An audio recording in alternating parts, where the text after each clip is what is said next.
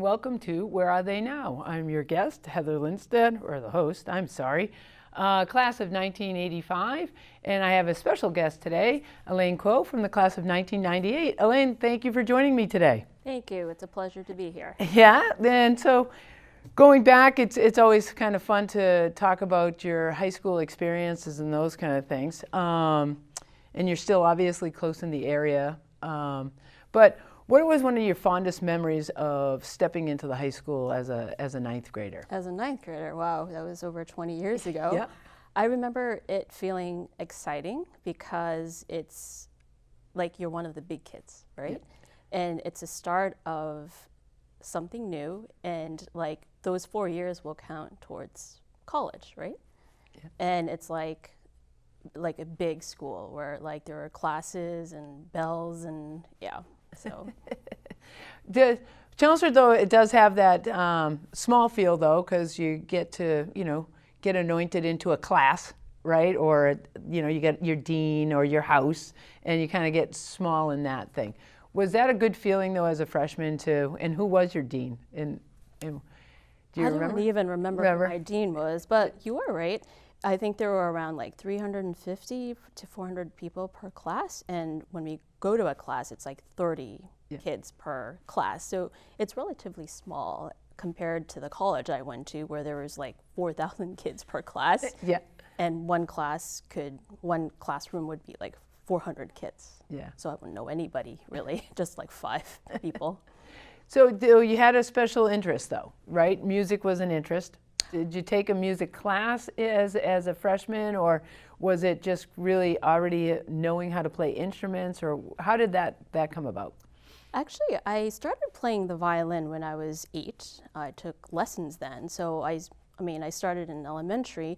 By the time high school came, I've already been taking private lessons.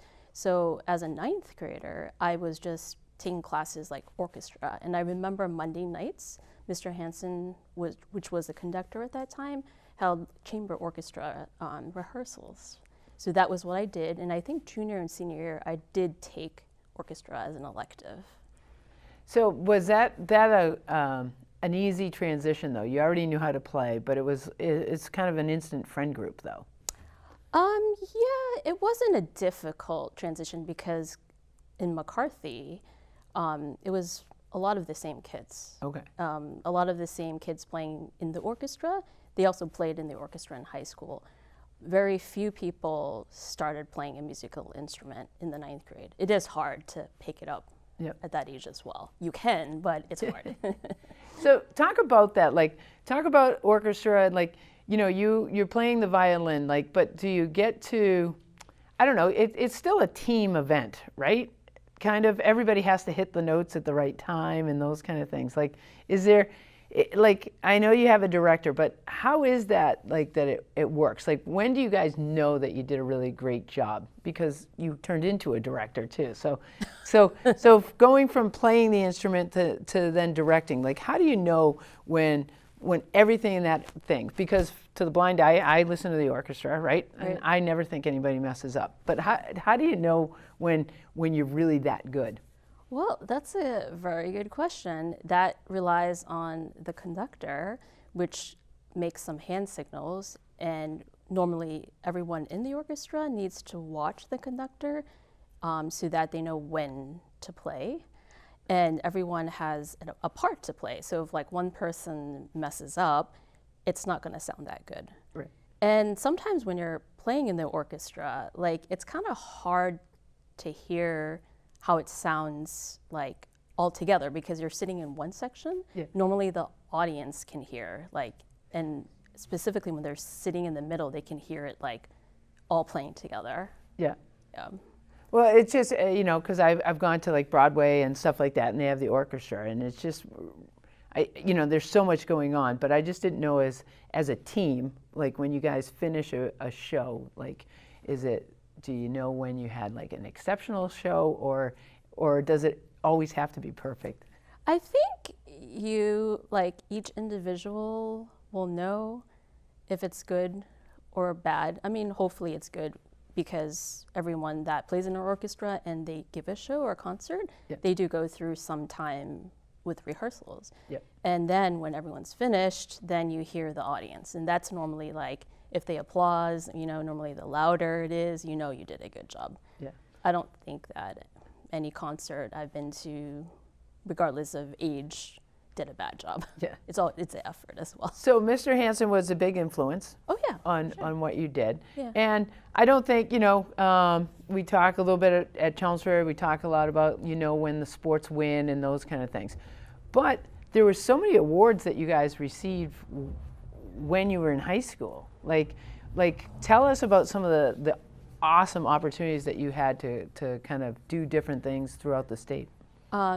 Are you asking with regards to music or Yep, just yep, to the music. Well, first of all, I wanted to say Chelmsford does have an excellent music program. Yeah. And coming in as a high schooler, you can audition for orchestras outside of Chelmsford. For example, we had MMEA Senior District Orchestra, and if you do well, if you are accepted there and you do well, then there's an all-state orchestra. And I did play with both at one point. Yeah. They were good orchestras. Yeah, and then we had the high school symphony orchestra and a smaller group, the chamber.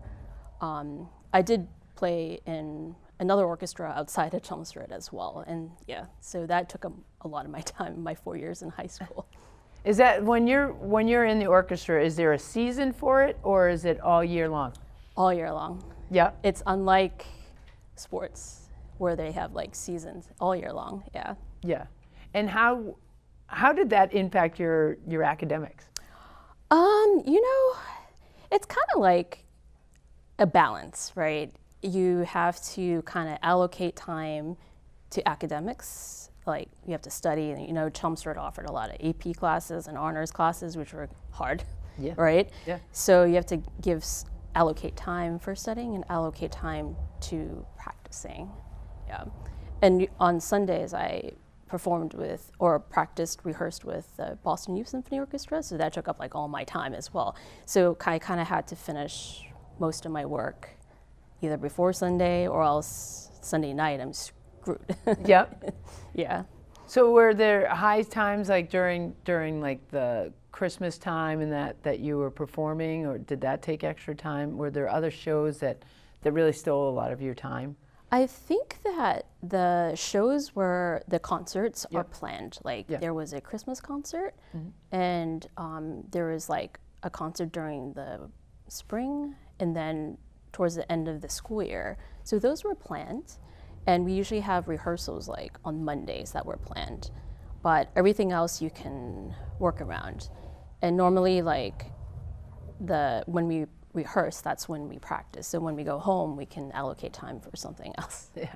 Yeah. So in thinking about, high school and then moving on to college, did you think that you were going to continue to play the violin or become a director or stay with the orchestras throughout the state? I mean, what was that decision? I remember thinking as a senior, I dedicated a lot of time for music, but I knew it was going to be a very difficult career. It's very, very difficult to be successful in the career. So I decided to do something else. And I received my computer science degree from Boston University. It's, in a way, computer science or engineering is very similar to music. It's problem solving, well, not really problem solving, but creativity. Right. Yeah. Yep. So was that your thought, was just to end it though? I mean, that's going to be a hard thing. Like, did you look at colleges or anything where you thought you could still continue to play and maybe balance the academics, or was it just like, I have to give this up? Oh, I definitely didn't think I was going to give it up, but I did know that playing in college, like the Boston University Orchestra is really, really challenging. It's very, very competitive. People, like violinists I know, they practice several hours a day. Yeah. And it is very intimidating because that wouldn't have been my major. So I did try, but then I also had my own major to fulfill. Yeah.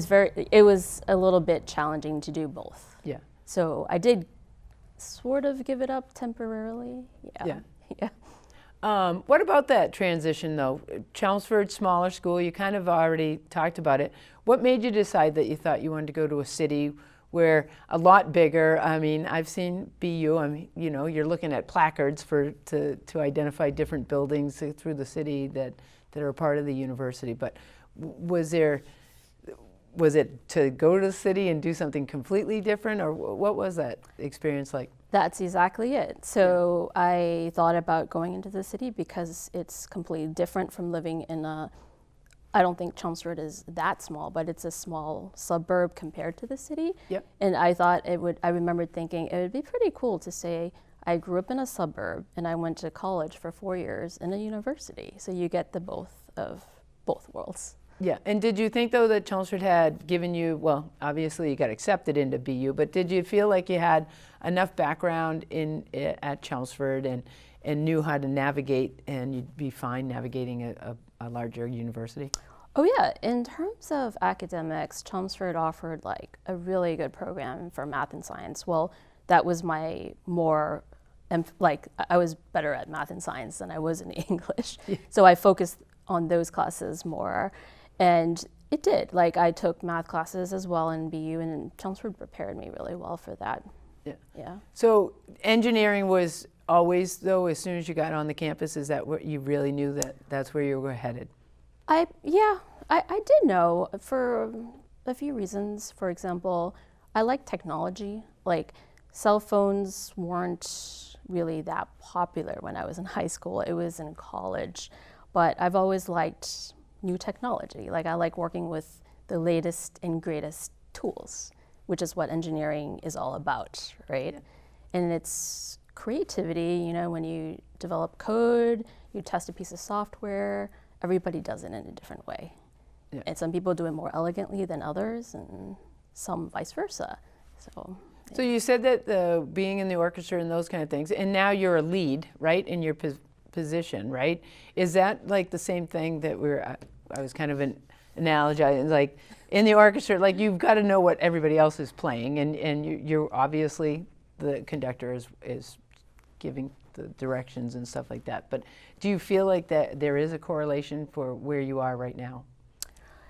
Yeah, so I am currently a software quality engineer lead at Charles River Development, and they're located in Burlington, otherwise known as a financial investment firm. So it's a lot of numbers, right? And in this position, I take on two roles, a technical role and a leadership role. As part of the leadership role, I am responsible for developing and implementing processes, new or existing. And it can be compared with music, because when you play music, everybody plays it in a different way, right? Yeah. Like 3 people can play it beautifully, but it gets interpreted differently, right? So, yeah. So in the stress of all of that, you have discovered travel? Right, yes, yes. I did most of my travels. I still do, but I traveled more often pre-pandemic. Okay. Yeah, yeah. And talk about that, like how, like the roads that in the past that you've taken, and where was one of your favorite stops? So my family also, I have like a brother, his family, parents, we all love to travel, and we used to travel, do a family vacation once a year during the summer. One of my most favorite and exciting and thrilling places was Africa, and it was the animal migration. We went to see that, and basically the animal migration takes place in Masai Mara each year. And to go there, it's like a bunch of animals like crossing the river. You don't know when it's going to happen, but there's a time frame. And when it sounds kind of silly, but when they do cross the river, supposedly the ground shakes. Unfortunately, we didn't catch it at that time, but I remembered that when we landed in Africa, we landed in Nairobi, which was a little bit of a city, but then we had to take a small, I'd call it a jet, to Masai Mara, where we landed on grass, which I've never done before. And then once you come out, your luggage comes out in a little hut, right? on top of that, because the area is kind of populated with animals walking around, you might kind of walk over a bone. It's an animal bone because it's kind of like a food chain. Like the lions dominate, kind of like the Lion King, and they're looking for food. It was a little bit intimidating, but it's exciting because it's very different. I don't see that here in Boston. Yeah. And we were there for about a week and a half. Every day, like you sit on the little safari truck, and it's like the guide would be like, "Hey, look, there's an elephant. Oh, there's a giraffe there, right? Oh, wow, it's a lion, right?" It's very exciting, or zebras. And then after maybe a week and a half of animal safaring, I came back. And when I was driving, I thought like, oh my God, am I going to see a giraffe, right? There's none of that here. Right. Yeah. Right. San Diego Zoo. Yeah. Yes. So is from that trip or what, like the love of just adventure, is that why you wanted to travel, and that's your family thing though too? Is it just, or was it just to explore what the world had to offer? I think traveling is fun. It's fun to do with family. Yeah. And it's fun to see new and exciting places, places that, or things that you don't normally see on a day-to-day basis, right? Right. Another favorite trip was Alaska. I know several people who've been there, but it's very different because we went on a Alaskan cruise, but the tours there are very different. Like, it's not like you walk off the cruise and then you go look at shops and shop, right? The excursions, what they call it, were like you go see bears catch salmon, right? And so you sign up for it. Apparently you have to take a little jet that lands in the water. And when you get to that little island, right, the bears are walking freely. So that's a little bit creepy. Yeah. But I learned there that they don't attack humans. They eat the salmon. Unless there's a shortage of salmon, then they might start eating people. Yeah. So it's exciting and thrilling. Yeah. Then you need a bear banger. Exactly. Yes. But Right. do they give that to you in your backpack or anything? No. Run. Yeah. So those kind of things, like, is there somewhere now though? I mean, you've seen so many countries that there's still some place that you really want to adventure to? Or would you want to go back somewhere that you've already been? I think South America, I've never been. I would like to go at least once to say to step foot in every country, but there are other countries I've never been to. Okay. Yeah. So, but you've seen all the continent. Have you gone to every continent? No. I haven't seen every continent. Okay. No. Not China, not Antarctica. Yeah. Now, during this whole time though too, you haven't brought up like the music. Like, is there areas that you've been to about music that you were ever intrigued by? Europe was a place. For example, during high school, Mr. Hansen, they would arrange trips to Europe, right? And there would be like places where Mozart lived, or The Sound of Music, right? That's where they filmed it. So that was pretty cool. So you did do that as a high school student? Yes, I did. Yeah. So that helped you in your travels? Oh, yeah, for sure. Yeah, that was very exotic. Yeah, very exotic. So besides him influencing you as high school, was there anybody else at Chelmsford High that really kind of said, like, you should follow your passion to be an engineer or anything of that? Or did you already kind of, did guidance counselor or anybody kind of give you the... I think that the other teacher that had a great influence on me, her name was Mrs. Queenan, and she was my French teacher. And she just, I remembered she would start the class just talking a little bit about herself. And she didn't say directly to explore your passion, but she obviously came across as someone who did what she loved to do and was very happy with it. Yeah. Probably one of the nicest people at Chelmsford. Yeah. So after college, I did keep in touch with her for a little bit via mail. Okay. Yeah. Yeah. So now you're an engineer. You've given up the violin, but what are your other things now that have got you? Because obviously you dedicated so much time to the violin, as I you know. said, and then you dedicated so much time to your education. So Yeah. so what else do you, when you got to get away from, work? Yeah. What are your other passions these days? I mean, I wouldn't say I completely gave it up. I just don't practice the violin every day, and I don't play in an orchestra regularly. So I do ski. We do ski. We did take a trip to the French Alps many years ago, which was nice. The snow there is amazing, fluffy snow, compared to New England is ice, right? Yep. So skiing is definitely a favorite thing to do during the winter. Yep. It's seasonal. I did. I don't do this as often. I did do indoor rock climbing. I did do lead climbing. That was a lot of fun pre-pandemic because a bunch of colleagues, we used to just go there after work and just chill for half an hour and do some climbing. But you did start that in college too, the climbing, or that After college. after college? Yeah. And then now is pickleball. Oh, that's the sport for everybody nowadays. Yeah. You can play indoors, you can play outdoors, and those kind of things. So, so in all of that, though, you just said though you haven't. So you would pick up the violin. Do you still play occasionally, or no? No, because after 8 to 10 hours of a work day, to be honest, I don't really feel like playing the violin. So you'd rather hit a pickleball? Maybe. In these days, just enjoy eating and watching TV.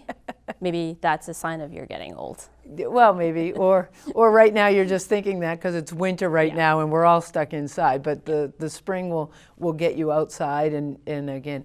But any trips that you ever thought to do any climbing, like hiking, those kind of things, or actually, once, yeah, Colorado is a good place. Okay. Like, I'm not a professional climber, Right. but I did go to Colorado once, like 7 years ago, and they do offer a lot of climbing sessions where you can go with a professional and climb a mountain.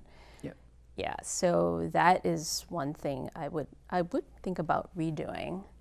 Okay. And because Colorado, I think, is above the sea level, even if you climb like 5 minutes and they take a picture, it seems like you're really high up for some reason.